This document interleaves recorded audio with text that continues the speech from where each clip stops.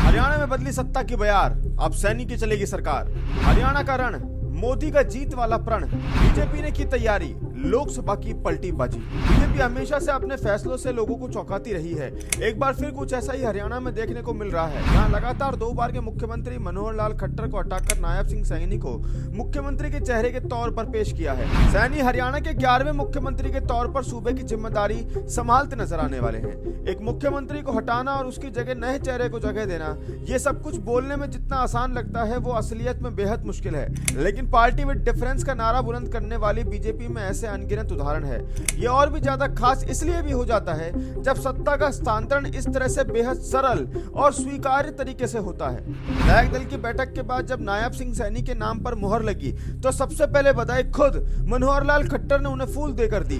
राजनीति में ऐसी तस्वीरें बहुत कम देखने को मिलती हैं, लेकिन बीजेपी ने इसे बीते कुछ दिनों में राजस्थान, मध्य प्रदेश और छत्तीसगढ़ के बाद हरियाणा में करके दिखाया है। ओबीसी समुदाय से आने वाले नायब सिंह सैनी मनोहर लाल खट्टर के करीबी माने जाते हैं। नायब ने बीजेपी के साथ अपना राजनीतिक सफर भारतीय जनता पार्टी के सहयोगी के रूप में साल 1986 से शुरू किया और साथ मिलकर 2000 तक काम किया। इसके बाद साल 2002 में बीजेपी युवा मोर्चा के जिला महामंत्री रहे। वे साल 2005 में पार्टी के जिला अध्यक्ष के पद पर भी तैनात रहे और साल 2009 में प्रदेश के महामंत्री पर आसीन रहे। यही नहीं, 2014 में विधायक और 2019 में सांसद तक का सफर तय कर चुके हैं। फिलहाल वो हरियाणा बीजेपी के अध्यक्ष पद पर थे।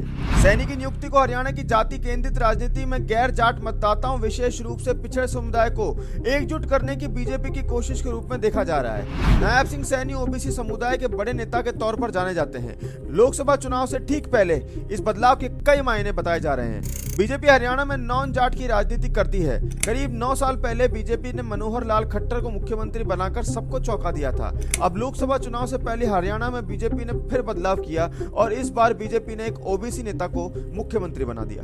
सैनी को प्रदेश अध्यक्ष के बाद सीएम बनाने के लिए कई मसलों को ध्यान में रखा गया है। कांग्रेस नेता राहुल गांधी लगातार जातीय आरक्षण का मुद्दा उठा रहे हैं और ओबीसी समुदाय को लेकर बीजेपी की घेराबंदी भी करने में लगे हैं। हरियाणा में ओबीसी समुदाय का दबदबा है और खास तौर पर जाटलैंड में बीजेपी अपनी पकड़ ढीली नहीं होने देना चाहती है। सैनी जिस कुरुक्षेत्र सीट से सांसद है, वहां जाट वोटर्स की संख्या सबसे ज्यादा है। यही वजह है कि पार्टी ने कम समय में ज्यादा पॉपुलैरिटी पाने पर नायब सिंह सैनी को सबसे बेहतर चेहरा माना। कुछ ही दिनों के बाद देश में आम चुनाव की तारीखों का ऐलान होने वाला है। उसके बाद हरियाणा में विधानसभा चुनाव होने हैं, यानी कुछ ही महीने में हरियाणा में 2 चुनाव में वोटिंग होनी है और बीजेपी के सामने बड़ी चुनौती यह है कि वो अपना प्रदर्शन दोहराए। ऐसे में नायब के सामने संगठन और सरकार दोनों में संतुलन बनाने की चुनौती होगी। देश विदेश की और सभी खबरों को जानने के लिए हमारे साथ जुड़े रहें और वीडियो अच्छी लगी हो तो कृपया लाइक करें, शेयर करें और ज्यादा से ज्यादा सब्सक्राइब करें। धन्यवाद।